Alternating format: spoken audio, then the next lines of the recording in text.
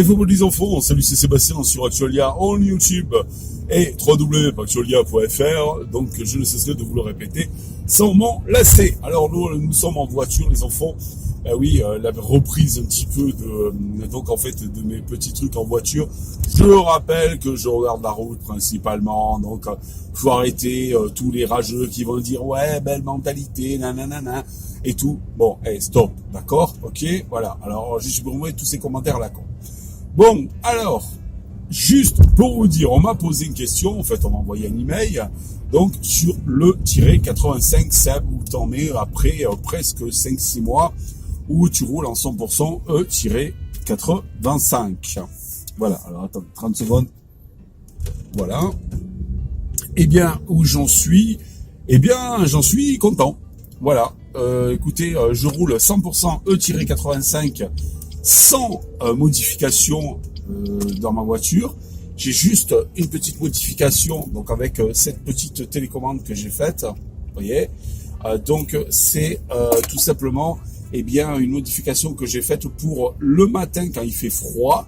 Je dis bien le matin quand il fait froid, j'appuie parce que je voulais pas faire passer un câble directement dans ma voiture, enfin de l'habitacle dans le moteur, donc faire un trou et tout, un coup fin. Donc j'appuie sur cette télécommande, ça commute un relais qui me permet de commuter une résistance. Voilà, ce qui permet de faire croire à la sonde moteur tout simplement que il fait très froid, donc elle fait un appel d'essence supplémentaire et tout va bien.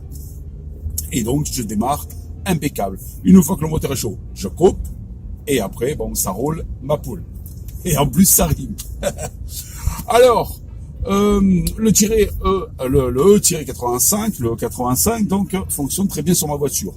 Pour info, j'ai une Mégane 2 CC cabriolet, voilà, de 2008, et donc le moteur qui est à l'intérieur, j'ai eu la chance, en tombant dessus, d'avoir un moteur compatible E85 sans problème. Voilà, donc ça c'est quand même sympa. À part le problème de démarrage, que j'ai résolu quand il fait froid avec le petit bouton, sinon tout fonctionne bien. Voilà, et ça c'est déjà pas mal. Après, est-ce que j'ai eu des soucis depuis que je roule en 100% 85? Alors, sachant que le 100% 85, je roule depuis à peu près un peu plus de 5 mois, bientôt 6 mois. Est-ce que j'ai eu des soucis mécaniques? Non, pas du tout. Est-ce que j'ai eu des problèmes de voyant moteur qui s'allume? Non, pas du tout. Par contre, j'ai vu qu'il y en a qui ont l'honneur, l'avantage et le privilège donc de payer bien moins cher que moi le 85, parce que moi je suis aux alentours de 70 centimes, voilà, et il y en a qui le payent 60, voire peut-être certains ils m'ont dit 55. Waouh, c'est là où on voit que toutes les régions ne sont pas donc égales devant le prix des carburants. Mais ça reste quand même toujours viable et comment on appelle ça? Ça reste toujours viable et rentable, puisque malgré tout, je paierai plus cher. Donc en fait, les autres carburants. Voilà. Donc c'est tout aussi simple que ça. Alors, pour le moment, j'ai jamais eu de problème. Alors il y en a un qui m'a dit qui était sur un Scénic, mais un Scénic moins récent que ma Mégane. Et donc il m'a dit oui, lui il a eu un problème de bobine. Voilà. Après il y en a un qui a dit qu'il a pété une bougie. Voilà. Après ça arrive. La bobine ou la bougie, c'est pas très cher. À la limite, si vous pétez une bougie, les enfants, qu'est-ce que vous faites? C'est dommage parce que là on voit mon volant. Voilà. Si vous pétez une bougie, les enfants, à la limite, c'est pas trop problématique. Ça coûte pas cher. Voilà. Et à la limite, ce que vous faites, c'est que une fois que vous changez les 4 bougies, parce que même si vous en pétez une, faut pas changer juste une bougie, n'est-ce pas? Les bougies se changent par 4. Et oui, qu'est-ce que je voulais dire? Oui. Et alors donc,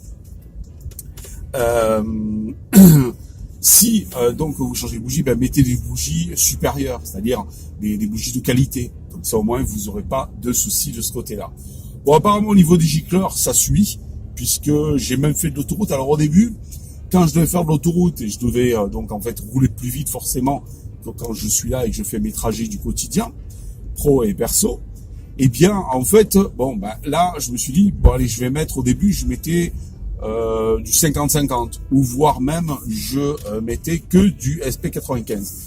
Et en fait, ça s'avérait que là, les dernières fois que j'ai fait de l'autoroute, bah, j'ai mis, comme d'habitude, j'ai mis du E85 et ma voiture a suivi. J'ai pas eu un manque de pêche, j'ai pas eu des problèmes où à un moment donné, ben, elle avançait plus la voiture, elle avait une puissance butoir parce que les injecteurs ne suivaient plus. Ben non.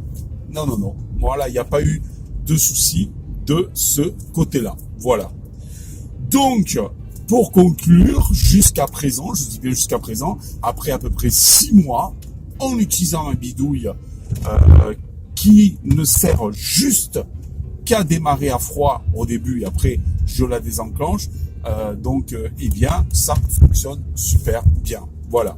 Et je fais quand même des économies dramatiques parce que je roule à 50% par rapport en moins par rapport, enfin, allez, on va dire 40% en moins par rapport à de l'essence traditionnelle. Alors, pourquoi 40, sachant qu'à peu près le 85 fait 50% et 50% moins cher? Et pourquoi 40? Parce qu'il faut enlever, dans mon cas, les enfants, ce qui n'est pas le cas sur toutes les voitures. Il y a des voitures où c'est un peu plus, voilà.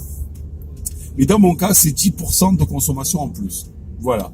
Donc, j'ai fait à peu près entre 10-12% de consommation en plus, ce qui fait que c'est quand même des plus rentables. Il est vrai que si un jour, notre compère, monsieur Macron, notre président, ou un autre d'ailleurs, s'amuse à augmenter drastiquement le 85, ça vaudra plus le coup. C'est pour ça que je me suis dit, je n'investirai pas dans des boîtiers à la con, qui en plus, ouvrent un peu plus les vannes, mais constants, ce qui fait qu'en fait, tout simplement, eh bien, en ouvrant les vannes constantes, il faut une surconsommation. Ce qui fait que là, vous êtes à peu près dans les 20-25% de consommation en plus. Et ça vaut plus le coup presque. Voilà. Et en plus, vous allez payer pour ça. Mais c'est vrai que vous n'avez pas de problème de débarrage à froid.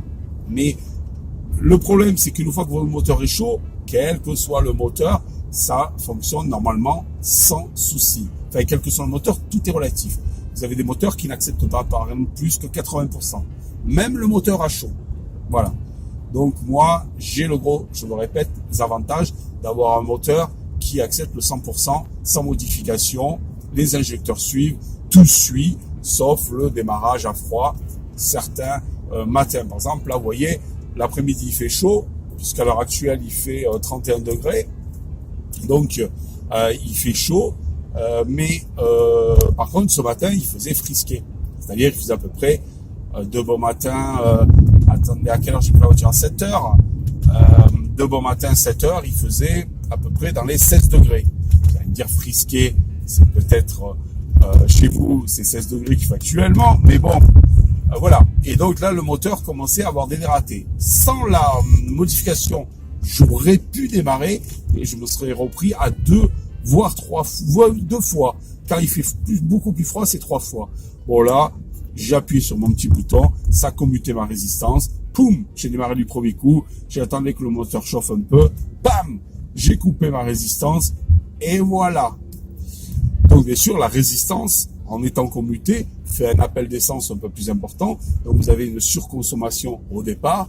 Et moi, je coupe 2 minutes après. Hein. Donc pendant 2 minutes, vous avez une petite surconsommation. Et après, vous repassez moi, personnellement, je repasse à 10% à peu près de surconsommation par rapport au SP95. Voilà. Donc, j'ai rien à dire. Pas de voyant moteur qui s'allume. Pas de énorme surconsommation. Pas de problème particulier. Donc, de mon côté, tout va bien. Voilà. C'était une petite vidéo. Ah, il me laisse la priorité, cool. Il y en a qui ont de la civilité. Alors, donc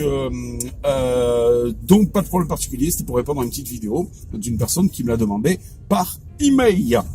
Voilà les enfants. Eh bien, écoutez, je vous souhaite une bonne matinée, bonne journée, bonne soirée ou bonne nuit. Ça dépend quand c'est que vous regardez cette vidéo. Et je vous dis ciao pour une prochaine vidéo sur Actualia. Bye bye. Si vous avez aimé cette vidéo, mettez un pouce en l'air et abonnez-vous à Actualia.